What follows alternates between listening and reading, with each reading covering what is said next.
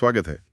आज हम कुछ नोट्स और लेख देख रहे हैं जो संघ लोक सेवा आयोग मतलब यूपीएससी की तैयारी कैसे शुरू करें, इस पर कुछ नुस्खे देते हैं। देखते हैं इन स्रोतों से क्या खास बातें निकलती हैं, खासकर शुरुआती दिनों के लिए। तो कहाँ से शुरू करें?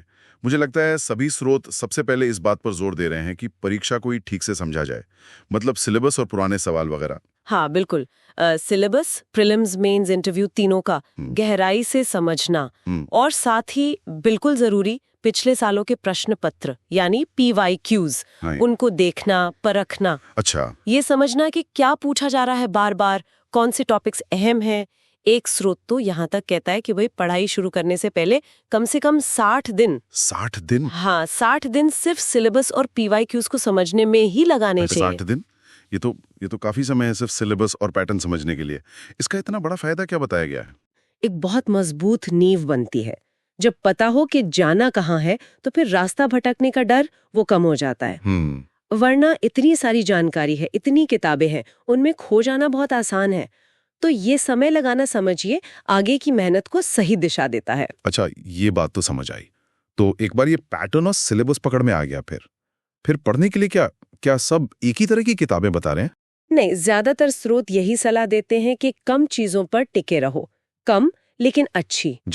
जैसे कि एक अच्छा अखबार, द हिंदू या इंडियन एक्सप्रेस टाइप का कोई, फिर जरूरी एनसीईआरटी किताबें और हर विषय के लिए बस एक मानवीय स्टैंडर्ड किताब।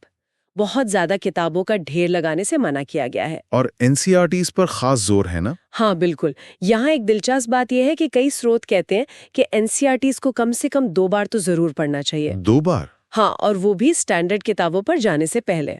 अच्छा। जब बेसिक्स क्लियर हो जाए आसान भाषा में, तभी आप लक्ष्मीकांत या स्पेक्ट्रम जैसी किताबों की तरफ बढ़ें।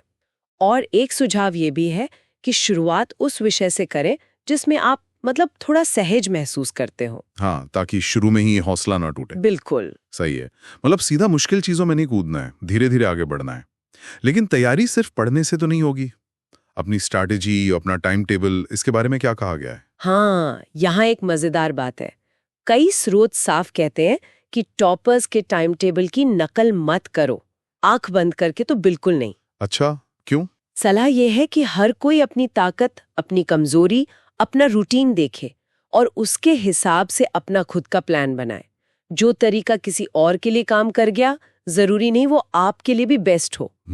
ये तो बहुत ही प्रैक्टिकल सलाह है। अच्छा, फिर नोट्स बनाने और आंसर राइटिंग प्रैक्टिस का क्या? ये कब और कैसे करने की सलाह है। नोट्स के लिए कहा गया है कि अपने शब्दों में बनाओ, छोटे हों, काम के हों और ऐसे कि बाद में रिवीजन में आसानी हो। और लिखने से ना चीजें याद भी बेहतर होती हैं, समझ गहरी होती है। और आंसर राइटिंग? जहां तक आंसर लिखने की प्रैक्टिस है, उसे जल्दी शुरू करने पे जोर दिया गया है। इसमें फैंसी भाषा से ज्यादा जरूरी है कि जवाब का स्ट्रक्चर साफ हो, पॉइंट टू पॉइंट हो, जानकारी सही हो और जो पूछा गया है बस उसी का जवाब हो। ठीक है।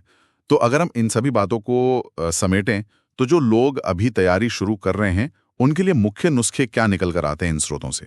एक निचोड़ क्या है? देखिए, मुख्य बातें ये हैं। पहला, परीक्षा को समझो अच्छे से, सिलेबस और PYQs पर वक्त लगाओ। दूसरा, पढ़ने के लिए कम लेकिन अच्छी चीजें चुनो। एनसीईआरटी से शुरू करो, बेस मजबूत बनाओ। ठीक है। तीसरा, दूसरों की नकल नहीं, अपना पढ़ने का तरीका, अपना प्लान बनाओ। और चौथा, अपने नोट्स बनाओ और आंसर लिखने की प्रैक्टिस जल्दी शुरू करो। और कोई खास बात जो ध्यान में रखनी चाहिए, जैसे ऑप्शनल सब्जेक्ट वगैरह? हाँ बिल्कुल। ऑप्शनल विषय का चुनाव भी जल्दी कर लेना चाहिए। शायद पिछले सालों के पेपर्स देखकर 2-3 विकल्पों को परखना और फिर चुनना सही रहेगा।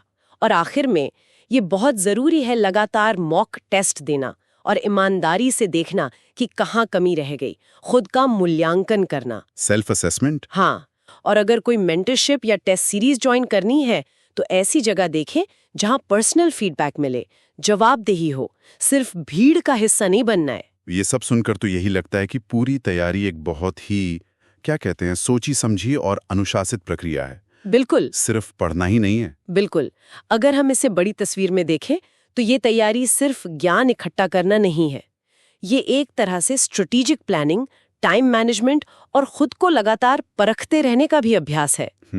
और यहीं एक बड़ा सवाल भी खड़ा होता है, जिसके बारे में शायद इन स्रोतों में सीधे तौर पर उतनी बात ना हो। क्या सवाल? कि जब ये सफर इतना लंबा और उतार चढ़ाव भरा हो सकता है, तो वो निरंतरता, वो मोटिवेशन, वो आत्मविश्वास कैसे बनाए रखा जाए, खासकर जब मुश्किल वक्त आए, जब नतीजे उम्मीद के मुताबिक ना हों।